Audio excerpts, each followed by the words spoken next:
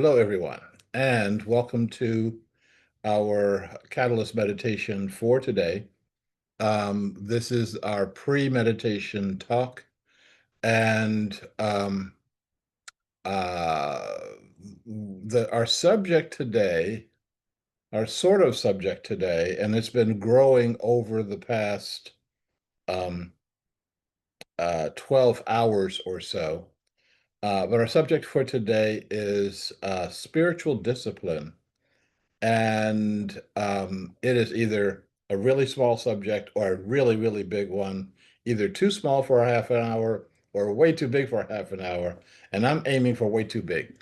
So, uh, what I mean by this, I mean, I think all of us have an understanding of what we mean by discipline. It's one of the first orders of our transit from being a child to being an adult. It's also the transit of being a childish society from an adult society. Um, think about the things that you did or the things that you contemplated doing. Let's do this. When you were a child. Um, think about the um,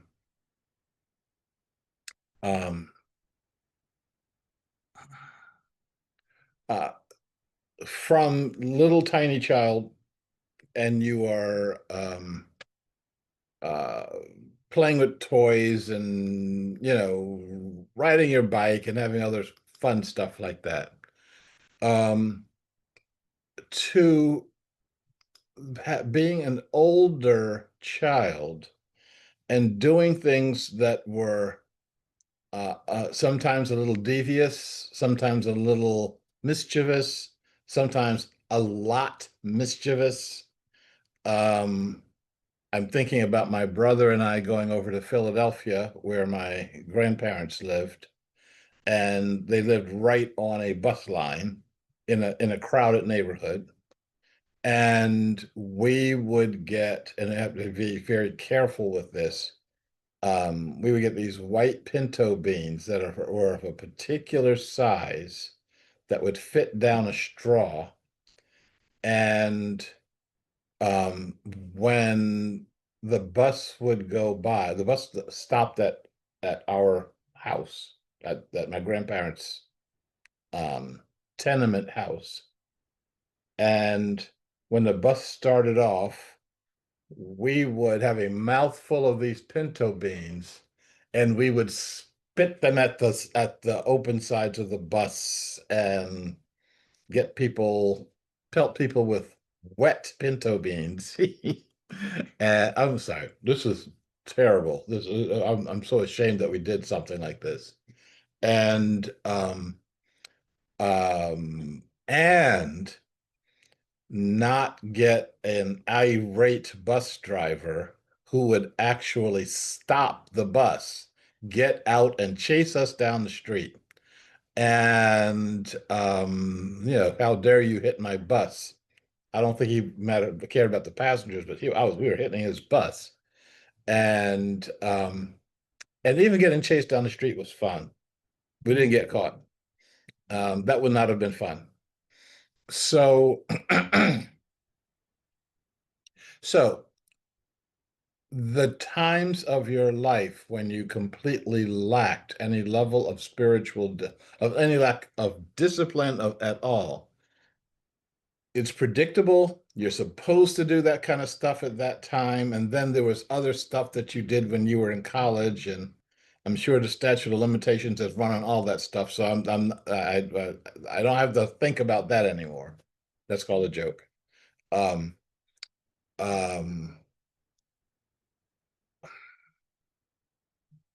and then at that point, we would think about societal discipline. There's certain things that you do because society expects you to do those things. Um, and then there was personal discipline, You wanted to, I was gonna say, you want to lose weight. In my time, back in when I was in high school and college, I was doing the absolute best I could to gain weight. I was the 98-pound weakling intellectual in a city that did not value intellectuals. Um, and and then the things that you did for spiritual discipline. You went to church, or you went to temple, or you went to synagogue, or you went to Colville, or you went to wherever you do that, all that strange stuff that you don't do in any of your other buildings. You do all your strange stuff, and then you go home. And probably don't think about what you did when you were in the church. And then we get called to a higher level of discipline. And that's the discipline of our um, transformationists, our social and spiritual transformationists, the people that I refer to as my lineage. Um, and these are the people who are asking us um, to take action in a way that would change us, change the people that we were working, that we were associated with, and change our society. And those people were people like Martin Luther King, people like Mahatma Gandhi before him, people like Nelson Mandela and Václav Havel after him. These are all the people who said the action that we are supposed to be taking, the action um, of our society, those actions may be legally correct. I'm asking our society is asking us to do these things, and completely morally bankrupt. These are the things we should not be doing. These are the things that a society shouldn't ask us to do, shouldn't require that we do. um,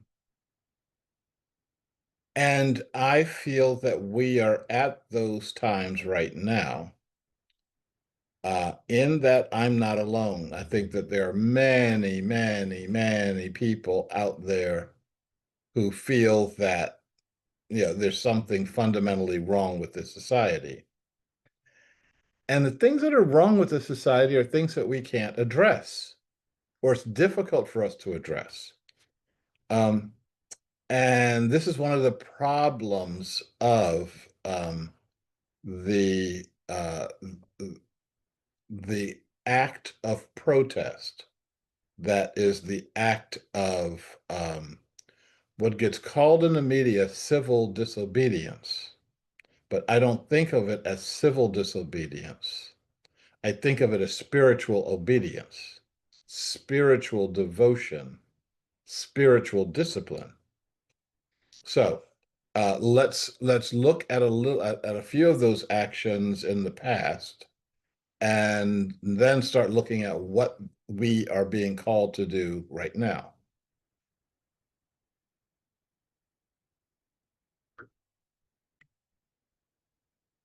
We all know about the the Gandhian actions for um, national independence from their colonial masters. And one of the most important of those actions was the Salt March. Um, oh, and by the way, for those of you who have responded to the flyer and stated what your preference for what you would like us to highlight for movie night, thank you.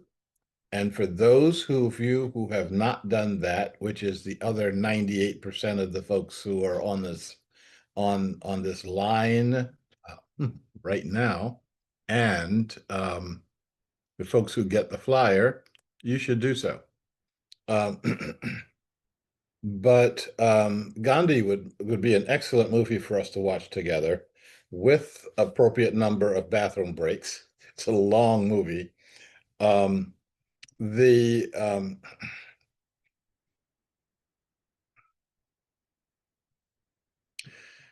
the idea of the Salt March is a central idea of um, a movement based in spiritual discipline. The idea of the Salt March was we're going to go to the sea, and we're going to make salt. Now, salt is one of, if not the most common ingredient in our lives after water.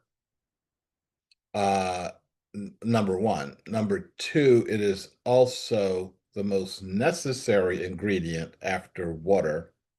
Um, you can go without food for a while. You can't go without salt for a while. And it's the thing that the British said they were going to tax. Taxing salt was like taxing life. From the British point of view, we got a ready market right here. And from the Indian person's point of view, especially an Indian peasant, we're going to make you pay for your life.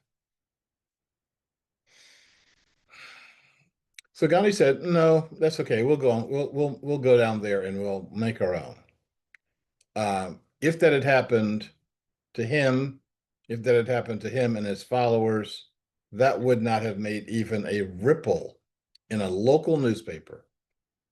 The fact that there were hundreds of thousands of them that went down and did that at the same time, everybody paid attention. And the government didn't know what to do about it because, it's not like Gandhi said, get your guns, rise up and slay your colonial masters. They would have the British government would have known exactly what to do. And we know exactly how that would have turned out. Um, Instead, he said, no, go and do something that, like I said, where people did all the time, make some salt. And that galvanized people's attention. We just want to do something that's ordinary, and these folks won't let us. Raise that to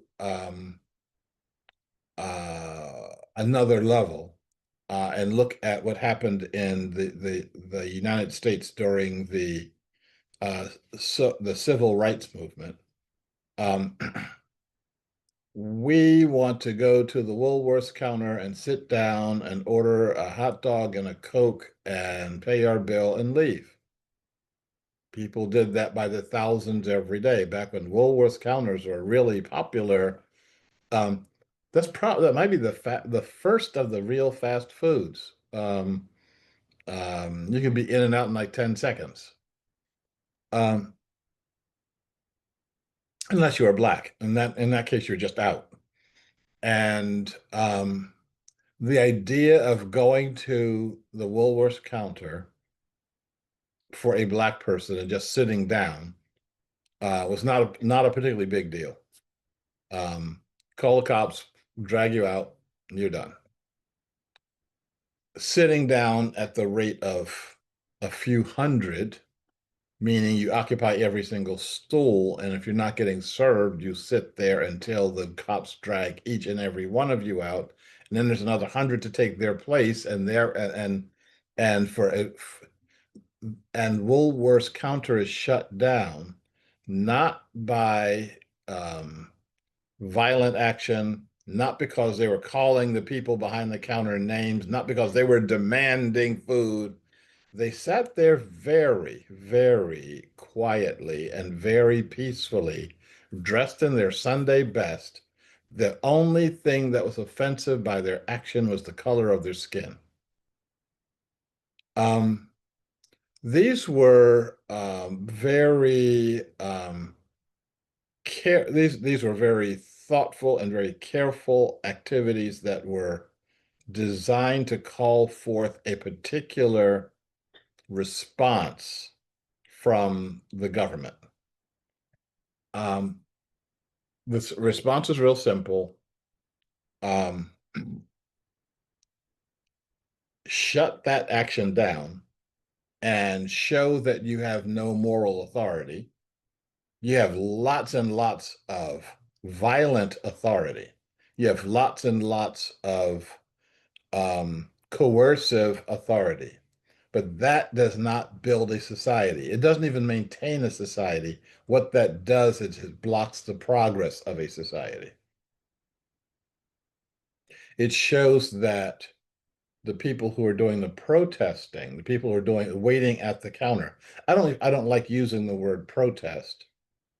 I think that when Gandhi and King and Mandela and Havel were at their best was when they were doing the actions of vision implementation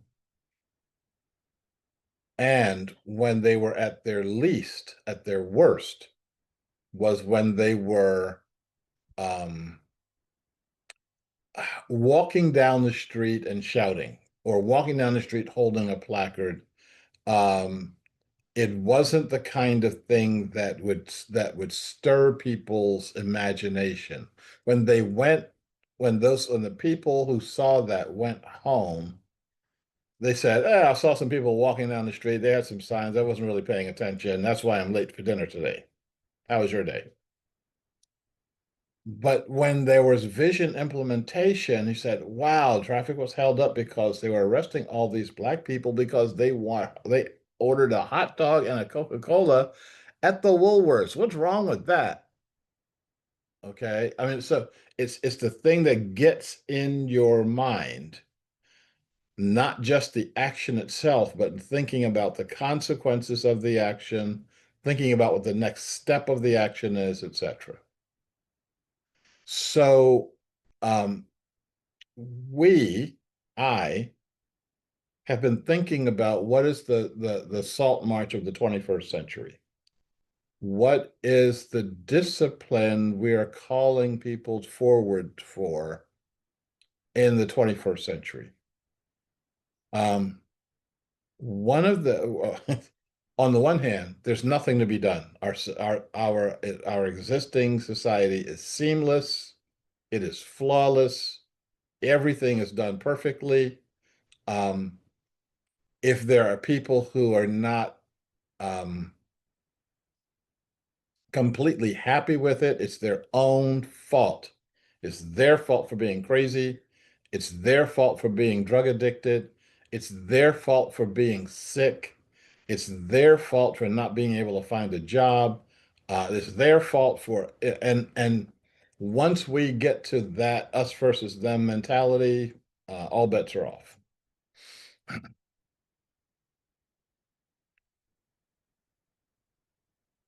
So, um, where do you push the the our behavior, and how do you do that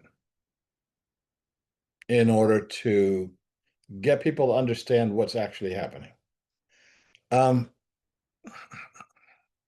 One of the key elements of this, of an action of spiritual discipline, is the action has to be illegal. In each one of the instances, the action is um, completely understandable, completely like why can't I drink at the closest water fountain? Why can't I eat at the Woolworths counter? Why can't I sit in one of the front seats in the back in the bus if the seat is available? Um, well, so what is an action that highlights the immorality of uh, our society. Well, one of the things that I'm going to be doing, and I will be asking all of us to do, um, is something that has to do not so much with legality, but our morality. Um, and that is addressing the big issue of our time, which is not making salt, which is not who gets to drink out of what water fountain, but the notion of us being lied to by our entire society to the point that you can't tell what's the truth and what's a lie. I've talked about this before, but I think it's time for us to do something about this. Um, I'll be saying more about this over the next couple of weeks, but what I am going to be doing and what I'm going to ask each of us to do is in whatever media that we focus on, and we'll be focusing on one or two specific mediums, um, is when we see that we're being lied to say, this is a lie. And I don't care what the content is. I don't care if the content is pro or con. Don't lie to me. And for Sharif Abdullah sitting in Portland, Oregon, to say that, that will have not even a tiny ripple in the stream of lying that's coming out of all of the various media.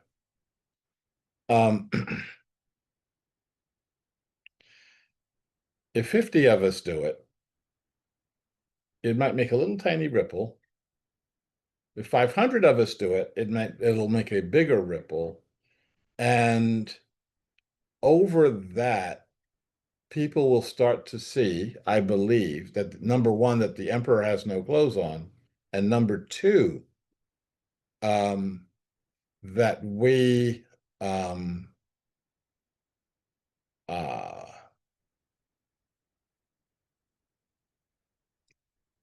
we can do something about it. I'll go more into the details of this in the next couple of weeks. If you want to know more about it today, I'll talk about it when we get to our informal discussion. But for us to be very, very clear that there are moral standards to society, and even more than there being moral standards, there have to be spiritual standards. Just like I can't, get a knife and run out in the street and start slashing everybody I see because some of them may be people I don't like. We have to be able to tell when, where, and how we are being honest with each other. I don't not care that you're lying to me as long as I know that everybody knows that you're lying. Okay. What I care about is when the lie is packaged in such an alluring way that we begin to treat it as though it's the truth. And I think my internal truth, my internal compass depends on my ability to discern truth from falsehood. For many young people, they are unable, they don't even know what the words mean anymore because the lies are packaged in such a way that they come at them that come at them in such a way that they can't tell truth from falsehood. Um, we have to be those people. We have to be, well, we can't take that action as long as we ourselves are lying to people, which is why it's going to take us a few weeks to work on our own morality. This is one of the things that Gandhi, that King, that Havel insisted on the behavior of the people that were following, that those people be morally upright. Um, there was actually a dress code, and you had to sign a dress code in order to participate in the demonstrations, the civil rights demonstrations. You had to wear your Sunday best in order to get thrown to the ground and hit with fire hoses and arrested. And this was a statement that says we're going to be at our best. And if you don't know what your best is, if people get attracted to you just because you're breaking windows, which was what Occupy and the whatever was going on in Portland a few years ago, um, that people were seeing humanity at its worst and reacted to that, negatively reacted to that. And the people who were out there doing it didn't care that they were getting negative reactions. This was like not good stuff. Again, I have a lot more to say about this, maybe in half an hour. I have a lot more to say about this in over the next couple of weeks. Our action's going to be in mid-October that I will be taking, and I will invite others to take.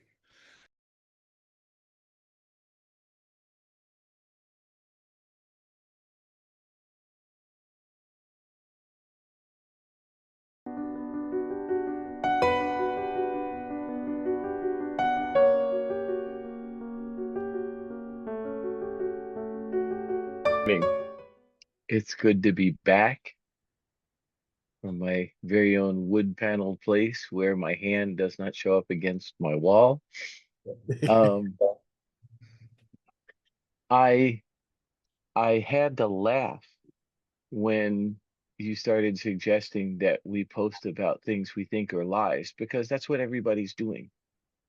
We need to find another way besides saying, from where I sit, that's a lie, because that's what people are charging. Anytime someone shares their version of reality, someone else will come along and say, you're lying. Um,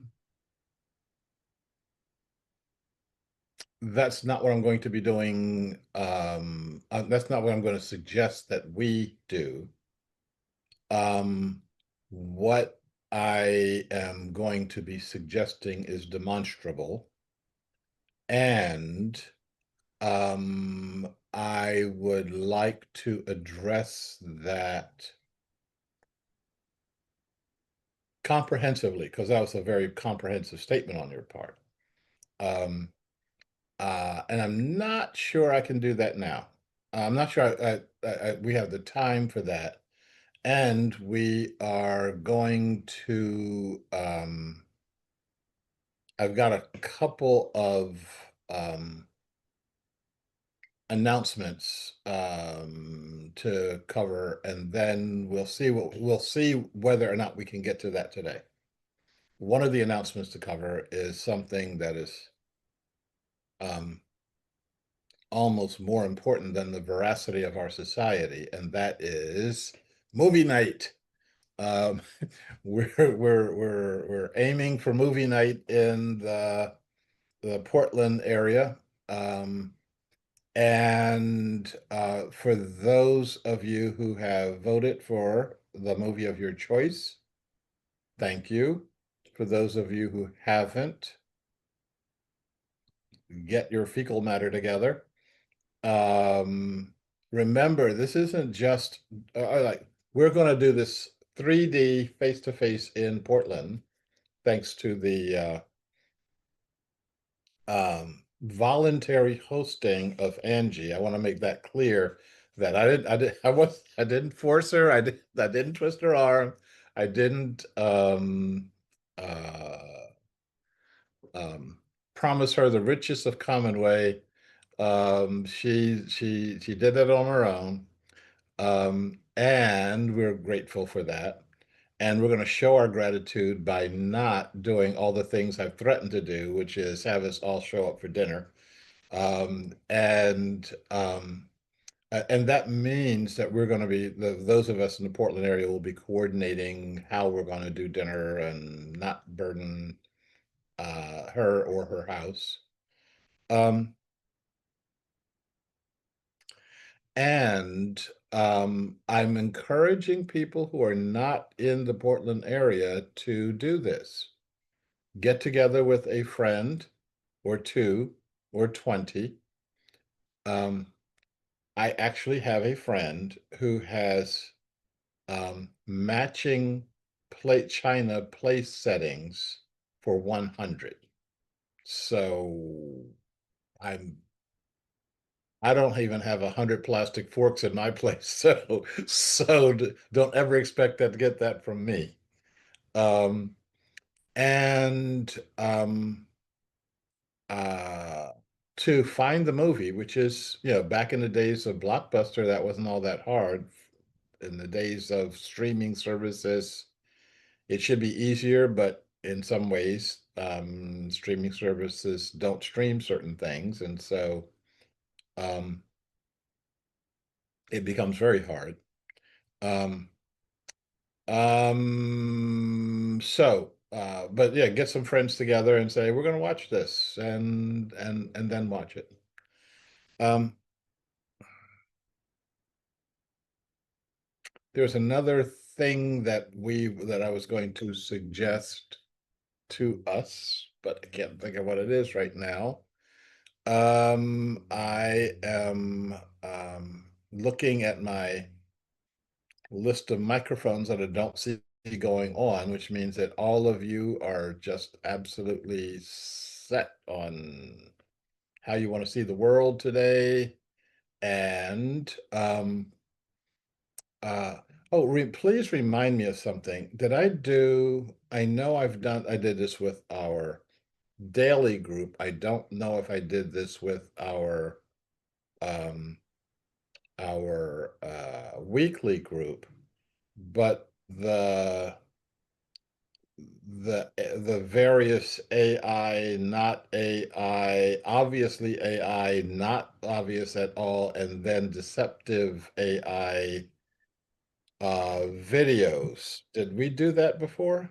And Becky is nodding yes, and she should know, so I'm not going to do that again. And so, I see um, iPhone 13 is on. I think that might be Jenna, but I'm not sure. And I don't see any image of iPhone 13, so I'm not sure whether it is or not. Good morning. I just wanted to share that what came through for me in this morning's meditation was the concept of fear tied to unpredictability. And as a human, there are aspects of the nature world that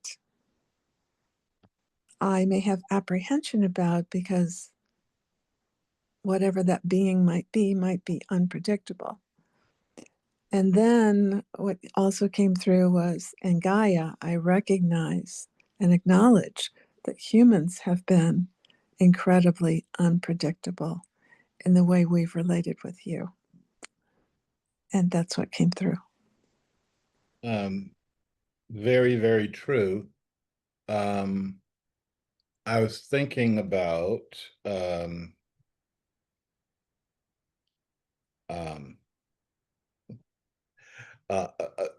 one thing came to mind, then 25 things came to mind. I'll try to do two or three. In my travels around the world, I have come in contact with beings that are not human beings. Those beings, in many instances, can be predictable and can also be unpredictable.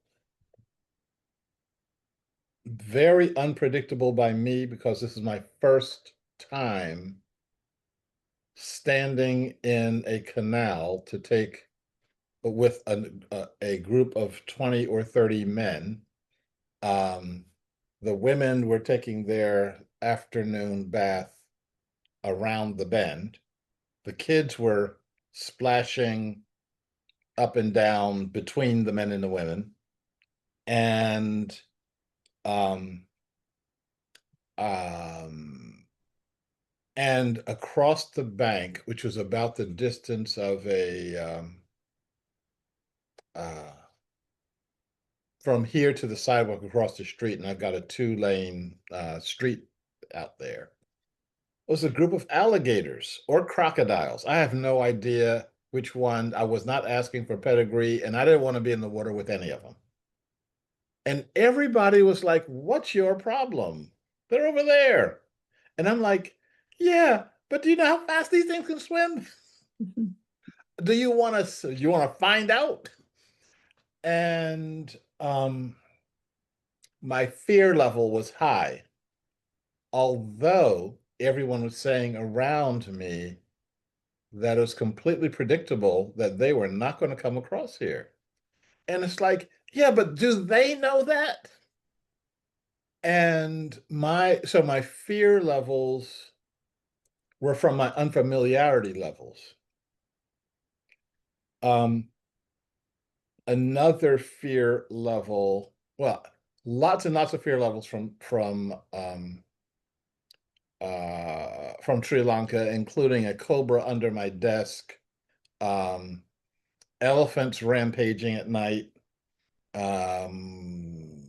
you name it, we had it.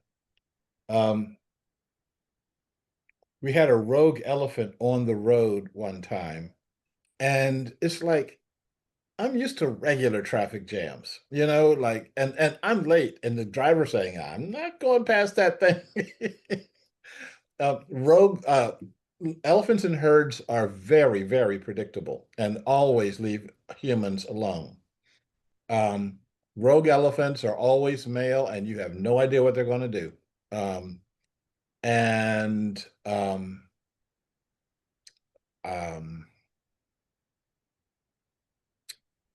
there's stories attached just to that. I was in Roberts, Canada, and I was out in my friend's uh, in front of her dome house, and a bear walks by, and I'm sitting there um, without my bear spray or my bear gun or my bear Bible or anything, and it looks over at me, and it's like, okay, well, there you go, and here I go. Um, and again, my friend says, "Oh, you don't have to worry about the bears." I said, "Yeah, but do they know that? You're telling me, you're not telling them." Um, so we managed to create a society where we don't have to encounter that. We keep the bears and the crocodiles and the um, cobras and everything else outside of our city limits. And in a way, our lives are diminished by that because that is us also. Our lives don't have the wildness in them that they can have. We don't know how to handle our own wildness. We don't know how to structure our own wildness. And so, and we don't even, other than seeing nature films, we don't know how to interact with it. So we sit down in our comfortable chairs and we drink our comfortable mushroom tea and we look at images and say, oh, that's so beautiful, or that's so awful, or that's so whatever. And we don't get to see it. When I was when I was a delegate at Forum 2000 years ago, decades ago, I said something to the group, but my comments were addressed to Hillary Clinton. And I was telling her how a week before my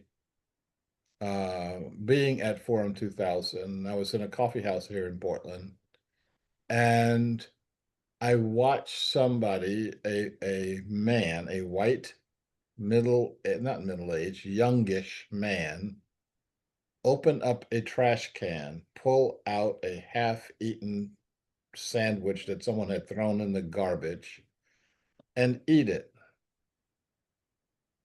And I told her, what's remarkable about that is that you would not be allowed to see that. And by implication, all of the other delegates there said your handlers would make sure that you never, ever see anything like that. If you see something like that, it's because someone took a picture of it and showed you the picture, but you would not be exposed to something like that. And the fact that you would not be allowed to see it means that it will affect how you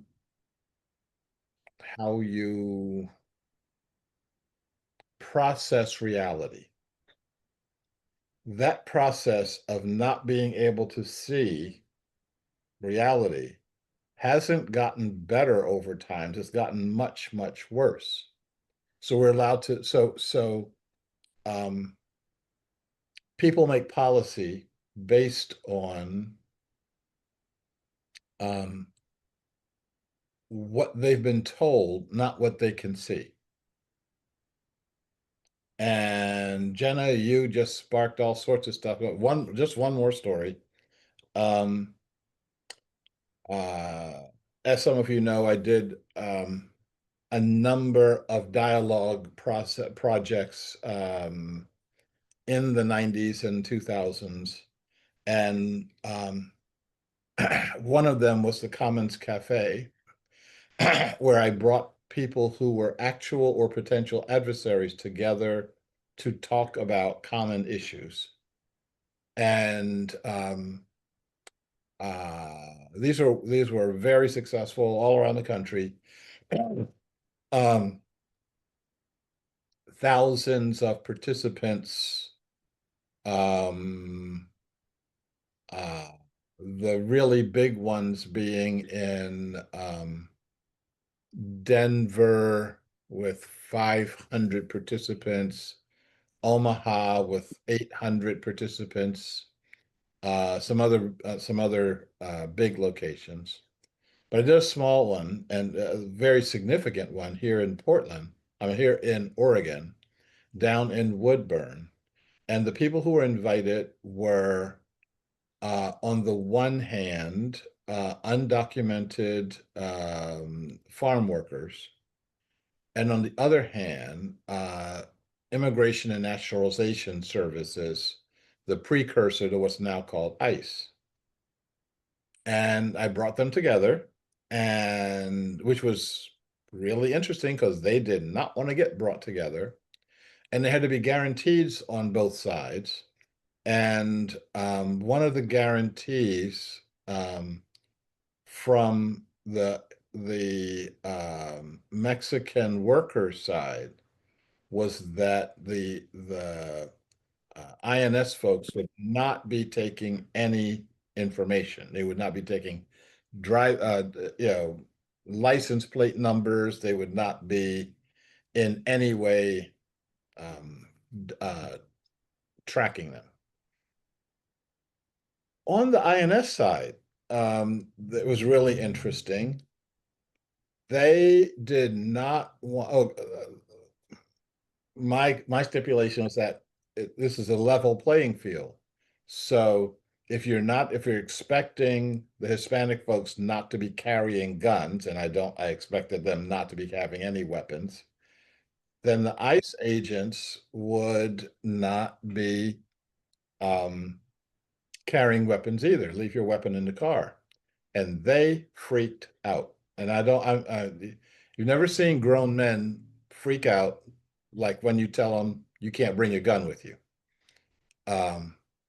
And they looked me in the eye and they said, if they know that we are unarmed, they will kill us. They will attack us. They will tear us limb from limb. The only thing that's protecting us is our weapon. What do you do with that? I was seriously, this is one of my lower points. At first I thought they were joking. I was laughing at them. It's like then I looked at their face like they were not playing. And I told them that I would personally guarantee their safety. What they thought I meant by that was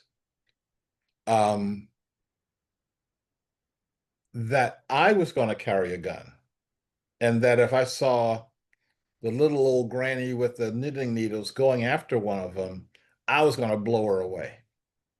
And on that note, they calmed down enough to say they were going to walk in the room. I still think some of them had concealed weapons. Okay. And when we started the event, the future ICE, the INS folks were freaked out. And halfway, not 10, 15 minutes into it, one of the leaders of the ICE folks came over to me and says, are these ringers? Are these actors that you just brought in here? I said, no, these are the folks that you're enforcing. All of them, hardworking, one of the only stipulations that skewed the room was everybody had to speak English. You had to have a common language. And I found ways around that, but not with this group. And in their minds, they think that all of the people that they are doing enforcement on are gangbangers, are murderers, are rapists, and these are the only people that wound up in America, not your lawn care people or the dishwashers in the restaurant that you eat at, or other ordinary people. And we had a really good time. It took them about an hour to just relax, and really good conversations. And I don't know if it had any lasting effect because I wasn't operating with their superiors and whoever is feeding them the media that all these folks are so dangerous. And but I could, if we had a big enough uh, draw, we could. Yeah, I could. We could have a bigger. Um, so I guess I've gone from crocodiles to ice agents. But all the way through that, you've got the two themes, Jenna, that you highlighted: fear and unpredictability. And um, it's all um, it's all interesting. So I am pausing to see if there's other. Becky, looks like your microphone is on now. Yeah, I had two interesting things kind of come to me during the meditation. One had to do with the infinity symbol, that shape, and it being motion, and the sensation that it's starting to reverse its flow. And that kind of the meaning came to me of that. Why am I seeing this in my mind's eye? Is that, oh, we have to go backwards. We have to go in reverse in order to be able to move forward. Like, otherwise, we can't move forward. We can't move beyond where we are. I thought, oh. And then the other thing, because I was also getting spiral image and the sensation of, and I think what that has to do, being on the East Coast, in the Atlantic, the conditions seem to be shaping up to have potentially a very rare occurrence of having two hurricanes emerging in close proximity, both in time and space. And as they sort of start to move, build up more strength, they may end up sort of dancing and swirling together while still maintaining distinct, that they're different. It's not all turning into just one giant one, but that we may get to see this dancing pair of hurricanes out in the Atlantic. So I'm thinking, oh, yeah, I don't know what the significance of that is, other than that's part of things that are happening that never seemed to happen before in recorded history, at least as far as humans are concerned. So I'm thinking, that could be pretty exciting. Also, maybe scary if it decides to blast on shore rather than just kind of dancing around in the middle. Yeah, definitely unpredictable. Um, and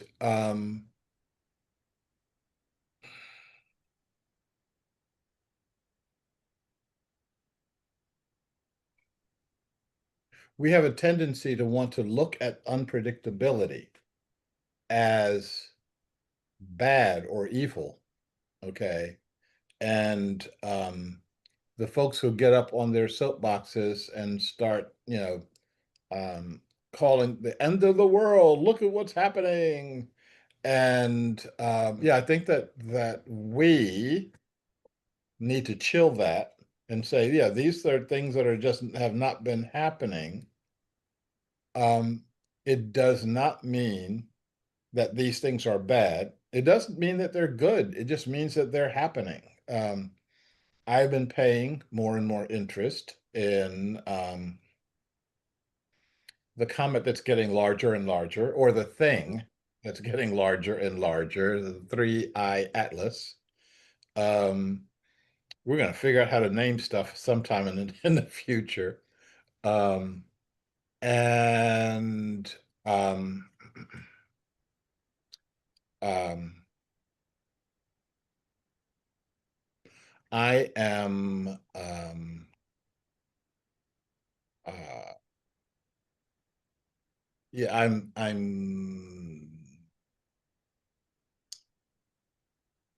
from interstellar space to our solar system to our immediate planet to what's happening in on the East Coast as opposed to West Coast. We generally don't do hurricanes over here. We leave them over there. Um, um, Although we have had a couple of hurricanes in the recent years come up the Pacific side, come through Mexico and actually land in New Mexico and wreak havoc that they don't usually see. They don't usually measure their rainfall in feet.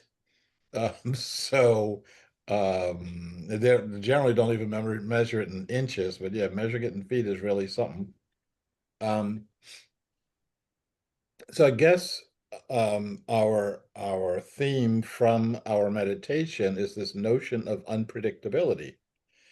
And the thing that is predictable is the thing that we need to be cognizant of as, let's just say, holonic agents. And that is what we do in the face of this. That we keep our fear bells to a minimum, and we keep our attention to the maximum, but be very, very careful what we are attending to.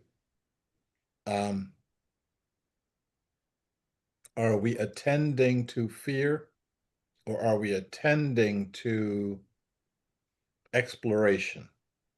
Are we going to take our actions based on fear, or are we going to take our actions based on what is the right thing to do? The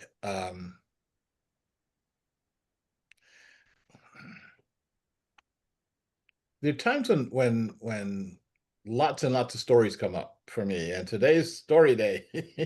So the story I've told us all before about the situation of finding the guy in New York City frozen to the steam grate, and what we and patting myself on the back for the 30 or 40 people who tried to free him from being frozen to the steam grate.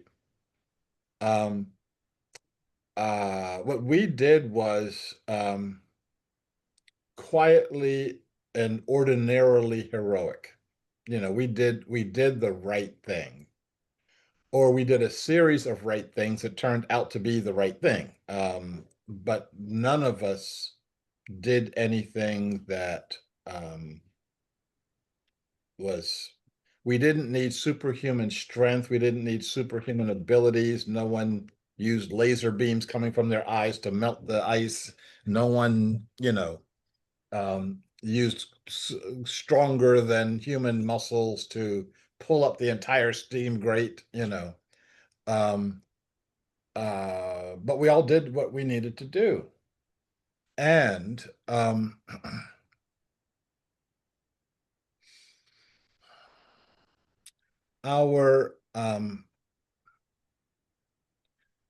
our efforts were not coordinated, in that none of us, not one of us, had ever encountered a human being frozen to a steam grate in a sleeping bag before. I've seen that once in my life. I have no prediction that I'll ever see it again. So when I say we did the right thing, we achieved the task. What we did was 4 or 5 different things. All of us focused on the same task of, let's get this guy from being stuck on the steam grate. All of us except one. Remember, I said there was one guy the entire time standing there telling us, stop doing that. Stop trying to free this guy. You don't know what you're doing. You could get in trouble with the authorities. The authorities may punish you for freeing this guy.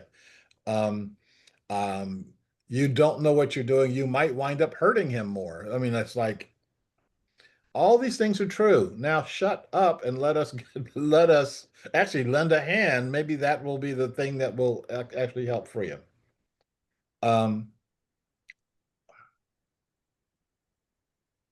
So one of the key principles that I've been working on and working through, and I put this in, since it's right here, I'll wave it around.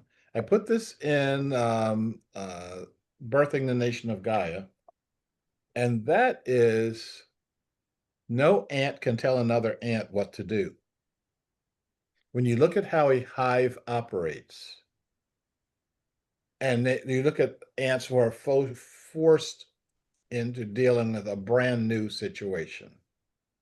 And there's this great video that I don't have any way of finding anywhere in the next 10 minutes, so oh wait, it's in the goodie box.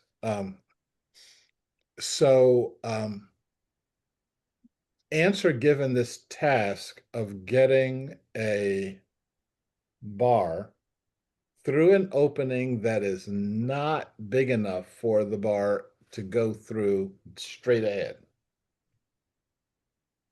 And they give the task to a few hundred ants, and they give the same task to a human being operating a maze, and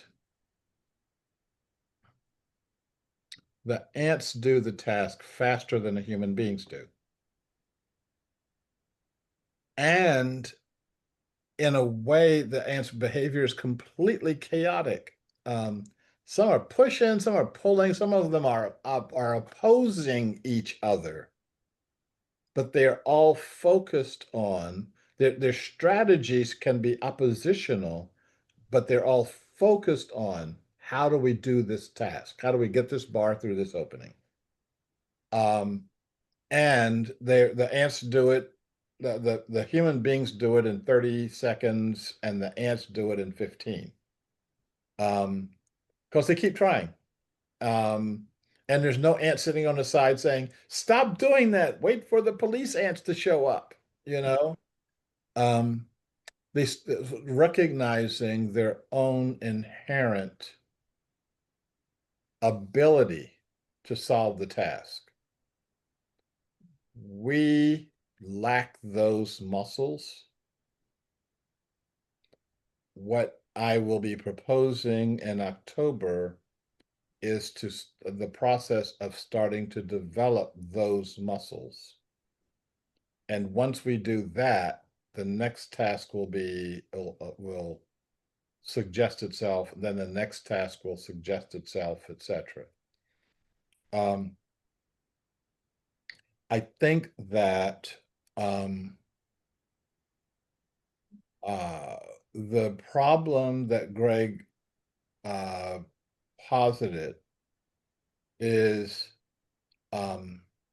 a problem of the magnitude of the society of what our issue is.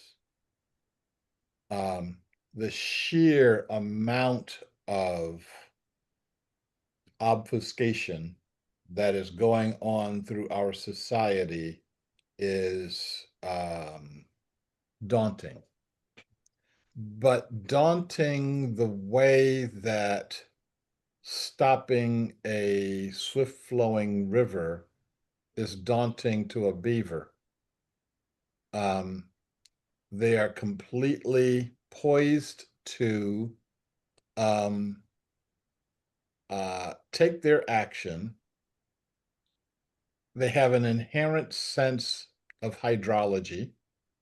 They just kind of know how big the tree is that needs to get felled. They they got the equipment, and they go to it. And this just happened in California. I mean, very recently, like within the last few months or so, where there were beavers in a particular area that were building their dams that were destructive of the agriculture in that area. And what breaker consciousness says to do in that situation is pass out your licenses to the hunters, and you go beaver hunting and you kill all the beavers, and then everything is better. And luckily, folks in California are awakening to a little bit, tiny bit higher consciousness than that. And what they looked for is an area that where the water management was not ideal. And they picked the beavers up and they moved them over there and plunked them down. And all of a sudden, the hydrology of the area that they took the beavers from settles down. And the area you took them to, like the beavers are like, wow, look at all the trees we get to chop down, you know, and the water slows down and everything is much better. And this is called a win-win situation by thinking about the longer um, situation and not thinking about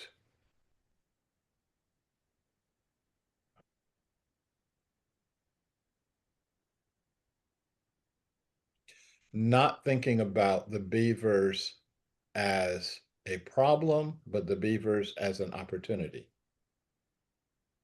And almost everything that you think of as a problem, you can recast it as an opportunity. And and we should. So me saying X is not a lie. X is artificially generated. And I should, and you have a responsibility to tell me that. And me saying that as for myself, so what? If 50 of us say that about the same videos, somebody might pay attention. If 500 of us do that, people will pay attention. If 5,000 of us do that, they'll pay different kinds of attention. And then we may be able to draw the question of attention in our society in general, and to be able to see what truth making is in this larger sense, this larger society. And this is what Václav Havel says in his book, Living in Truth. We don't know what'll happen. What will happen if enough of us say the Soviet Union doesn't control us? Yeah, when a few of them say that, the Soviets take all of them and stick them in a nice, uncomfortable jail cell. Jail cells are meant to be uncomfortable. They are built to be uncomfortable. If anybody's ever been inside of a jail cell, you are uncomfortable. I know. um, in my second year of law school, in my criminal law course, professor takes us out to Concord State Prison. Sections of it are the second oldest prison in America and was still active. And they took each of us and put us in a cell and closed the door. And they then opened the door 5 minutes later, and I remember every single minute of those 5 minutes. I specifically remember the toilet facility being a hole in the floor. I remember not being able to stand up because the average height of a man back in the 1700s was not 6 feet tall. And yeah, that was very effective. And so, yeah, so can we be effective? As Václav Havel says, and I will guarantee that, we don't know. And what we can do is do the best we can. And this is the thing that all of the people in our lineage did. They did the best they could. They actually missed more often than they hit. It's true in baseball. The best baseball players don't hit the ball every time. They didn't let that stop them. They just tried. The next time the ball came at them, they swung at it again. And so our challenge is, can we swing at that ball? Okay, folks. Any other questions, comments, thoughts? I think it might. Becky, Yeah, I just had one other little, the whole spiral thing and the hurricanes, that would be an opportunity, because it's, all the weather nerds are really like, wow, this is going to be so cool if it happens. This would be an opportunity for the general population to witness and recognize what they're witnessing as a 4D phenomenon. With spirals, they're not like little wind things that just in place. It's like, no, they're, going through time and space. But most of the time, things are either changing too quickly or too slowly, and people just don't recognize, like, yeah, you're experiencing 4D. You're just not realizing it most all the time. But this, could be really cool. It could be a unifying thing if people go, wow, yeah, this is cool. Besides just being kind of rare, that we could realize what we're seeing. What you are saying is reminding me of something that my friend Carl Anthony, who is a noted African-American ecologist, said that he was talking about earthquakes, but this is also true for hurricanes and other events.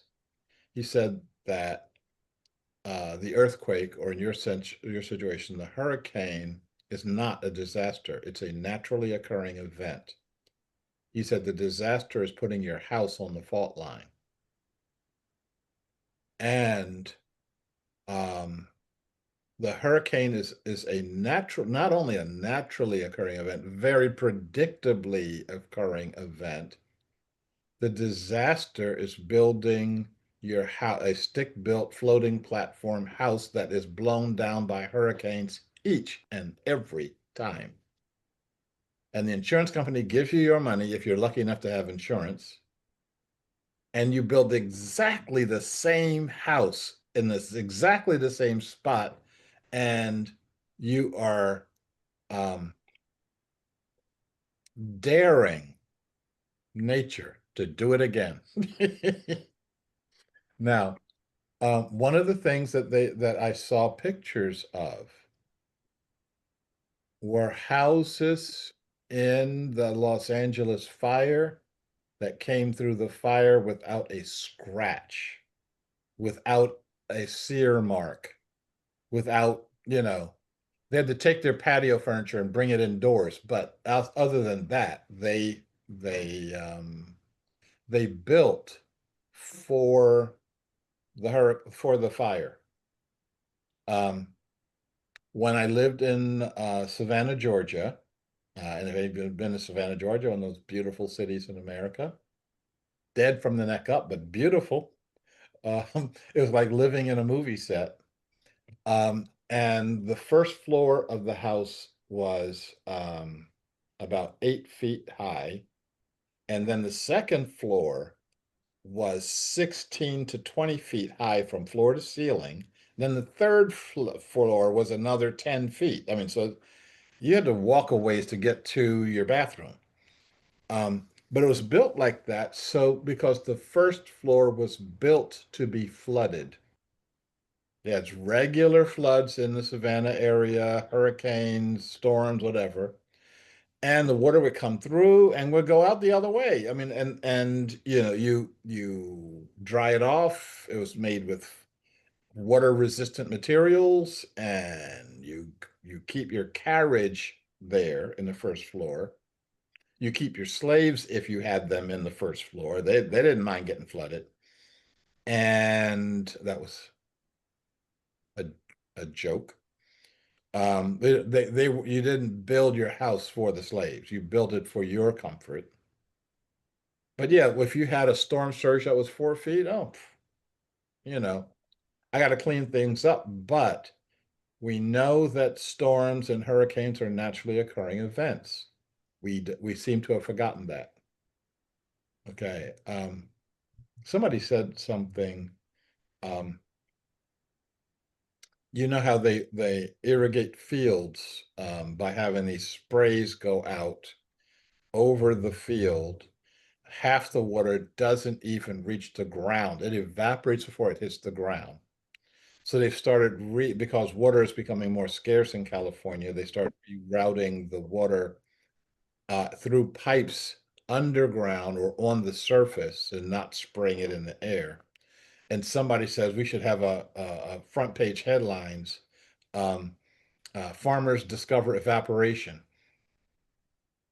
Wow, what a concept, is this a communist plot? It's no, we can do things. We can build a house. We know we do it right now. we build houses that are hurricane proof. We build houses that are hurricane resistant, hurricane appropriate, fire resistant, fire appropriate. We just lack the will to do it. We're too busy favoring our friends and punishing our enemies. And those are Democrats and Republicans doing that in their respective administrations, to do what's needed, to do what's necessary. We'll do something different. We are doing something different now, and we'll be doing a lot more different in the future. And no, none of you have anything else to say. I am looking forward to movie night. I'm looking forward to tonight. We're going to do our evening catalyst meditation. I really, really hope you have some time that you can lend to this. I've gotten mixed reviews around the question of whether to have the evening meditation on Thursdays. We can move that to Tuesdays. Nothing's written in stone here. So I want to see what kind of response we get for tonight. Hopefully all of you will come, and then to look at what we do for the future. Okay. I am saying goodbye. This is my beauty queen wave. I look forward to seeing all of you tonight, and if I can't, seeing you at the next time that it's going to be appropriate. See you. Bye.